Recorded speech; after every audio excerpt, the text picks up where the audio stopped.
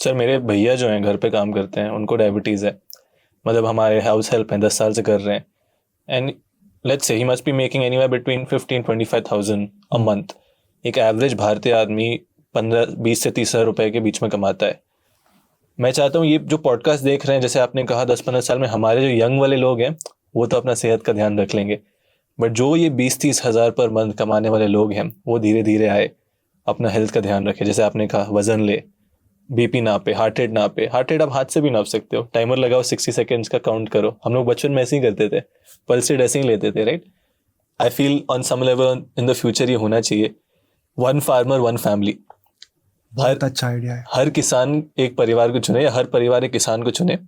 Ryan sir को पता है उनका खाना कौन उगा रहा है, कहाँ से आ रहा है, कैसा हो रहा है, एंड किसान भी मोटिवेटेड रहेंगे। सर मेरा इस पॉडकास्ट से उद्देश्य है उनको भी मोटिवेट करना, एंड आप जैसे एक्सपर्ट और सीनियर से सीख के लोग हेल्थ को बेटर करना। अब अभिनव ये आइडिया बहुत अच्छा है।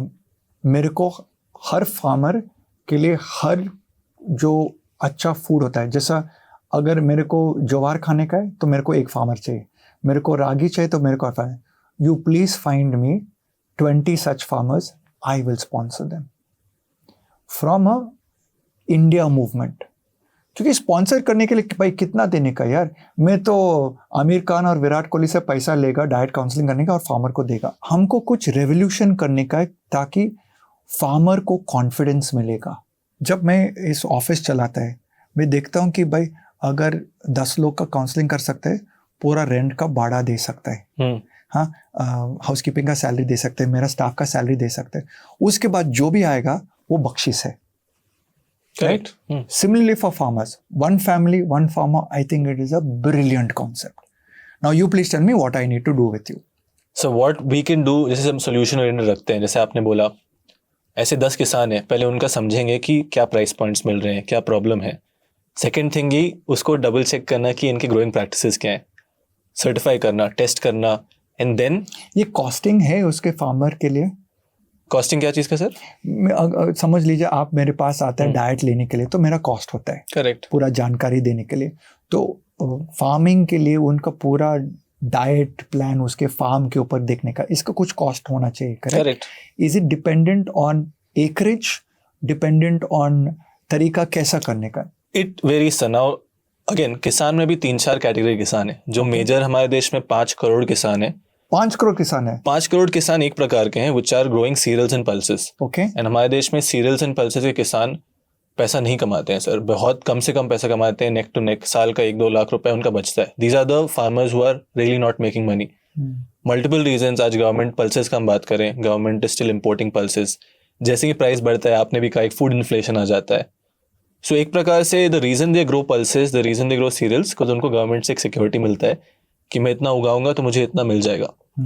Second category farmers are 1 level up, जो ओपन फील्ड में खेती करते हैं। These farmers are growing vegetables, these farmers might be growing let's say lettuce, they might be growing भिंडी। बट क्या है कि ओपन कंडीशन में sir you don't have control over growing conditions. आप टेम्परेचर, ह्यूमिडिटी, ये सारी चीज़ कंट्रोल नहीं कर पाते हैं, because of which naturally pest attack ज़्यादा बढ़ते हैं।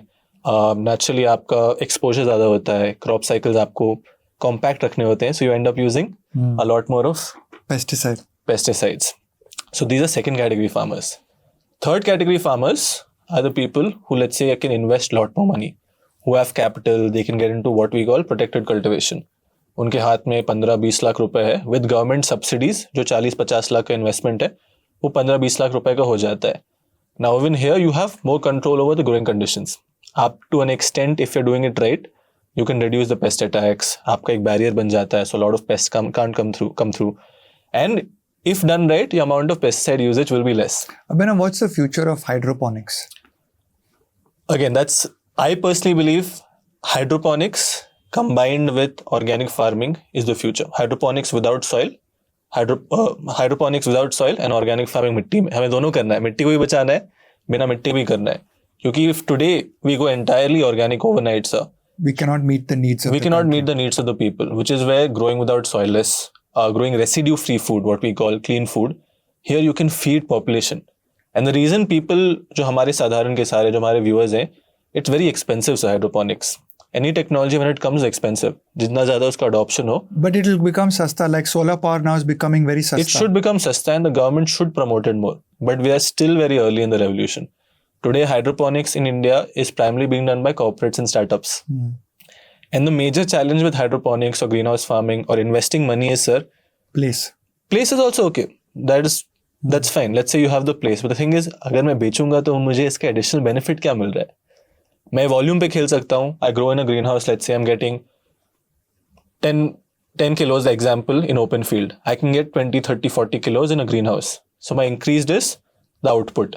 But am I getting any better price realization for that? जब market का price गिर रहा है, वो भी गिर रहा है. So great. I think I have to make people aware that hydroponics food, as per my biotech knowledge, can be made nutritionally much better. It can be made nutritionally much better because your soil है नहीं.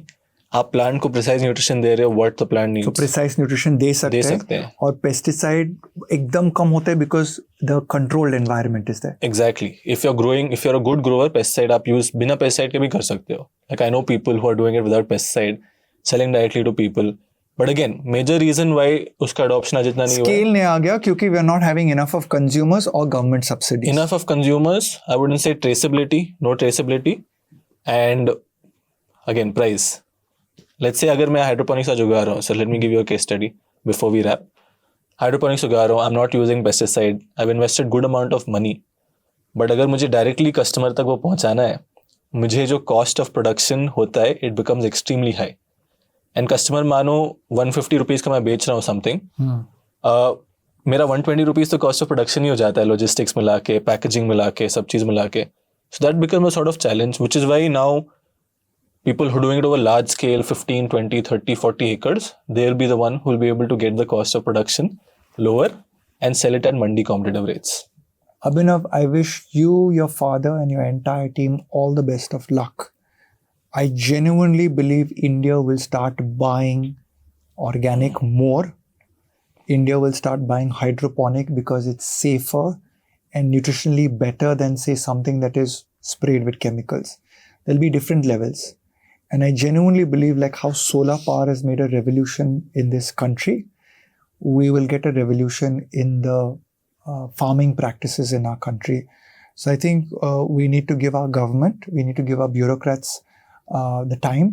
I'm very, very confident of AI changing the world, especially in agriculture. I'm very confident we are going to live in a better future.